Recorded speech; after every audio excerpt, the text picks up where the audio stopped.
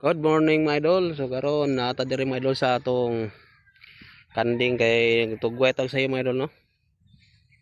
So nya mamahog patag manok. So gitugway sa nindahan ato ning atong kanding ani. Ako kay tagwanang diri katugwaya no. Gwapo jud kay ni diri mga idol nga buhiag mga hayop kay tagang igsagbot. Ya dako kay guanang mga idol no. Ako gani siya guanang mga idol yung iriyahan mga idol. So okay kay ni siya nga muhian og mga hayop. Sama sa kanding, mga baka, kabaw na mga idol nga nang hayop nga mukha og mga sagbot mga idol kay kini area diri. Dako jud kini area ni. So distansya ra po ni sa tong balay no. Distansya rin sa tong manukan. Lulor ako mga idol. Hindi po ingon nga alayo kayo. Mari yung kauban mga idol oh. Etoy. Itotoy. May kauban ako mga idol. Mga lagway kanding.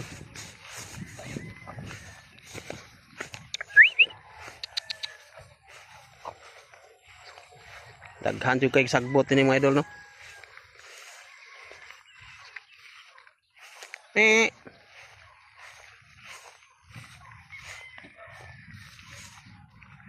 Ini may gwapong area kay walay tanom. Pwede ra pambuhian ni mga kanding ni mga idol kay walay tanom na napita.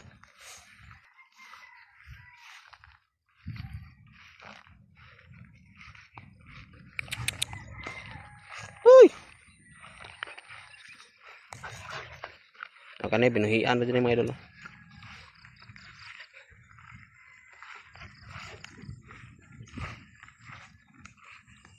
So balik taron sa atong balay kay pagkanon ba nato yung manok na ito mga idol.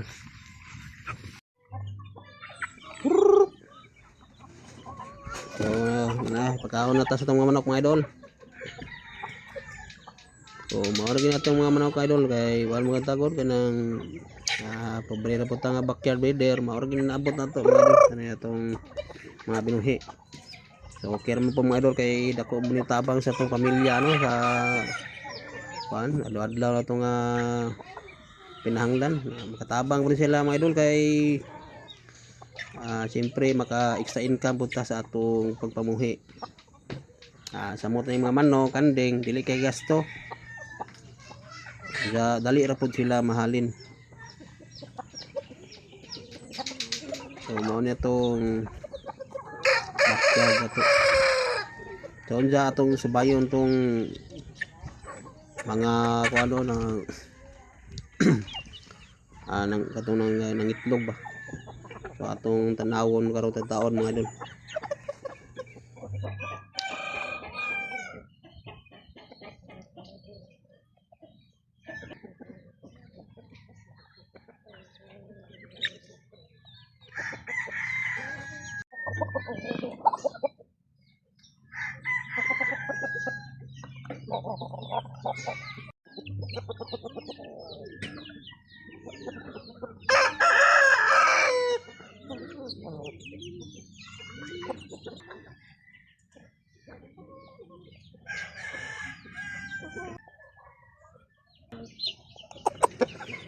Kaning kanawayan mga idol na ni itlog no? Magaliwat ang tani pa mga idol. Manguton ng kanawayon. Na itlog mga idol oh.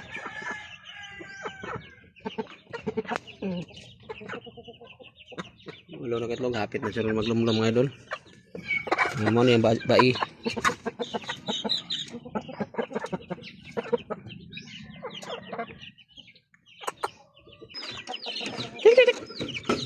Ito yung mga piso nga idol. Ito yung mga piso. Wani ka buok, 13.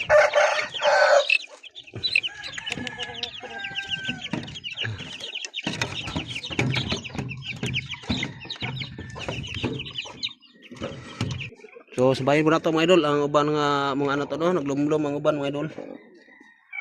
Natin ang gilumlom karon sa atong pagtanawon mga idol. Tara. Kaning bungutunan ni kadaghan ni naglumlom. So ano ni siya? Ano ni siya atong incubator. Bag-o pa ni siya na miso atong gibutangan na pagbalik itlog. Ayan piso giso na to karton. So incubator ni mga idol kay maayo ni siya muda glumlom ning mga anak. Dari naglumlom na tong banting. Glumlom na siya mga idol. Na siya siyam ka itlog. So tanaw na to uban mga idol. Manok na to. Subayo na to mga idol ang uban na to mga ano. Sa pita lagi pa glumlom na.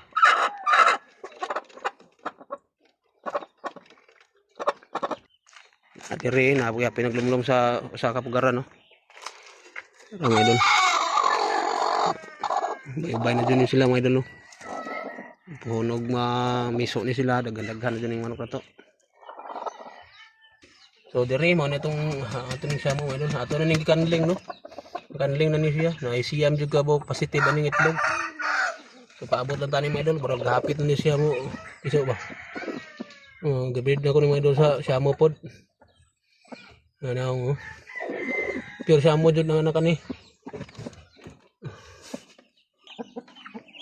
Atong mga itik mga idol nagdagko na. Ang lakian niya itong hiktan mga idol kay mahilabot sa ano sa mga manok. So kanina lang sila. Yun ako dako na. Yung pati na itong puti na wa pa dyan ka breed na tayo mga pati nga kuan. Itong mga balhibog tiil.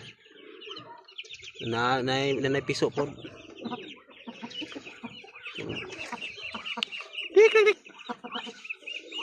Ngayon yung itik mga idol kay dili basta-basta masakit. Na dili po hagugal mo no kay dadon ra man sila yung inahan.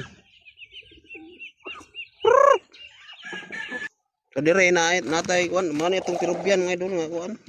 Peruvian nga ba kuan na nato ni siya gipapiso no ang ano ni kanang itlog ani. Piso ni sa kuan siya mo gasil.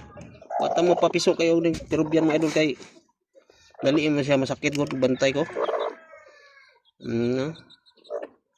Peruvian nga ba mga idol. Ang itlog ani ang kuan kanang kuan itlog ni sa nga siya mo gasil. So ano to siya gipapiso sa iyahan yung itlog kay minus ko ano. Stin siya nga ni. Dali masakit. So lahi niyang itlog niyang gilumluman. Aton ni nga siya yung incubator. Siya lang tiglumlum sa mga itlog sa mga siya mo gasil na to.